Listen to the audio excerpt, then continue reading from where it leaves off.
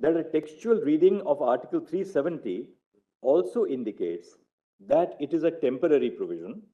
For this purpose, we have referred to the placement of the provision in Part 21 of the Constitution, which deals with temporary and transitional provisions, the marginal note to the provision, which states temporary provisions in respect to the state of Jammu and Kashmir, and a reading of Articles 370 and 1, by which the state became an integral part of India upon the adoption of the Constitution.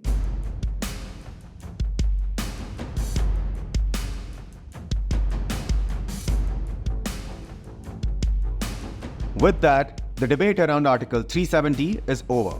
A bench headed by Chief Justice of India DY Chandrachud has settled the question over the legality of the Modi government's decision to abrogate Article 370 in 2019.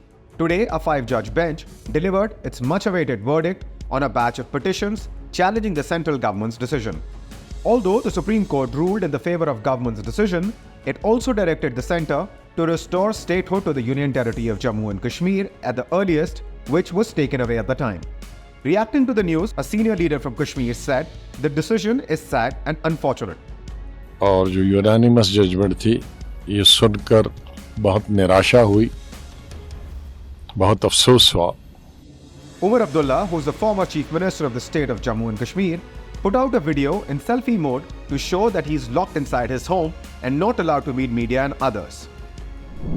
मैं चाहता था कि आज supreme court में जो हुआ उसका मैं रिएक्शन और मैं उसके बारे में अपने ख्यालात डायरेक्ट मीडिया को दे देता, जिसके जरिए वो आप तक पहुंचा देते, लेकिन उन्हें मेरे घर आने की इजाजत नहीं और मुझे यहां से निकलने की इजाजत नहीं. This was refuted by the governor of J&K Manoj Sinha, who said these allegations are baseless. ये पूरी तरह से निराधार है.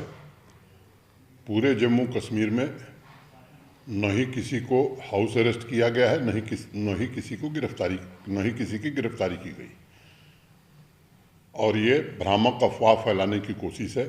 मैं बड़ी जिम्मेदारी से बात कर रहा हूँ कि पूरे जम्मू कश्मीर में राजनीतिक कारणों से किसी को न गिरफ्तार किया गया है, न हाउस अरेस्ट किया गया है. We will share more reactions of other stakeholders with you in subsequent stories. In the meantime, here are the top takeaways from the verdict. First and foremost, Supreme Court upheld the central government's decision to abrogate Article 370 of the Constitution, while holding that Jammu and Kashmir has no internal sovereignty different from other states of the country. Chief Justice of India DY Chandrachud, while writing the judgment for himself, Justices Gavai and Suryakant, observed all provisions of the Indian Constitution can be applied to J&K. We hold the exercise of presidential power to issue constitutional order abrogating Article 370 of Constitution as valid. The 5-judge bench also upheld the government's decision to carve out the Union Territory of Ladakh. The Chief Justice of India-led bench also held that assembly elections should be held in the Union Territory of Jammu and Kashmir by September 30th next year, and also directed the government that the statehood of J&K should be restored at the earliest. CJI also said that Article 370 was an interim arrangement due to the war conditions in the erstwhile state. He also observed that Jammu and Kashmir had become an integral part of India, which was evident from Articles 1 and 370.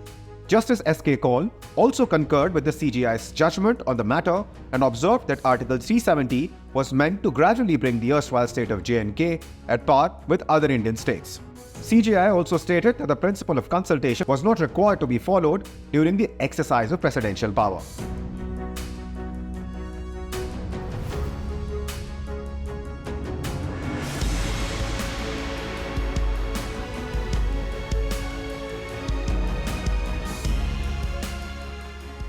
As soon as the Supreme Court's 5-judge bench gave its verdict, PM Modi hailed Supreme Court's decision as historic.